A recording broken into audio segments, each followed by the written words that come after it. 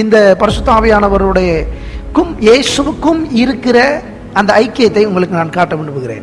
இயேசுவும் பரிசுத்த ஆவியானவரும் எப்படி இணைந்தே செயல்படுகிறார்கள் என்பதை நான் உங்களுக்கு காட்ட விரும்புகிறேன். நாம் இதை புரிந்து கொண்டால் மாத்திரமே நம்முடைய வாழ்க்கையிலே நாம் ஒரு வெற்றிகரமான கிறிஸ்துவ வாழ்க்கையை வாழ முடியும்.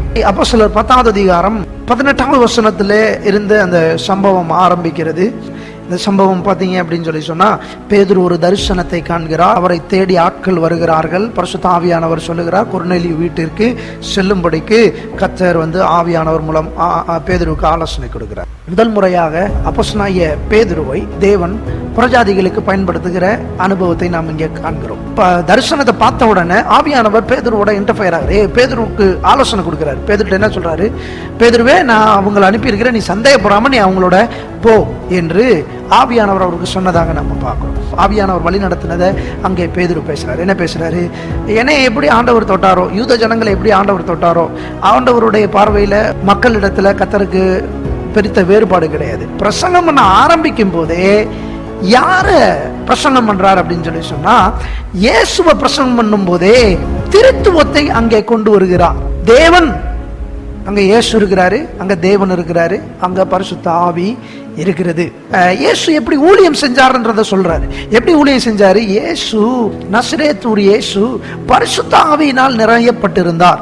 பரிசுத்த ஆவியானவர் நிரப்பினதுனாலதான் பிசாசை விரட்டக்கூடிய ஆற்றலும் வியாதிகளை குணமாக்கக்கூடிய ஆற்றலும் இயேசுவுக்கு வந்தது என்பதை இங்கே அப்போஸ்தலனாகிய பேதுரு கொர்நேலியு வீட்டில் இருக்கிற ஜனங்களுக்கு பிரசங்கம் பண்ணுகிறார். இயேசுவை தேவன் பரிசுத்த ஆவியானவரால் நிரப்பினதுனாலதான் பிசாசின் வல்லமையில் அகப்பட்ட யாவரையும் விடுதலையாக்குகிறவராக. அப்ப நம்ம ஒண்ணு பார்க்கிறோம், இங்கே பரிசுத்த ஆவியானவர் என்ற ஒரு அச்சாரத்தை தேவன் இயேசுவின் மேலே வைத்ததனுடைய விளைவாக தான் இயேசு கிறிஸ்துவானவர் தன்னுடைய ஊழியத்தில் ஜனங்களை விடுதலையாக்குகிறவராகவும் குணமாக்குகிறவராகவும் இருந்தார் என்பதை நாம் பார்க்கிறோம். இயேசு பிரசங்கிக்கிற வார்த்தையில முழுவதும் பரிசுத்த ஆவியானவருடைய வல்லமை இருக்கிறதுனாலதான் ஜனங்கள் விடுதலையாக்கப்பட்டாங்க.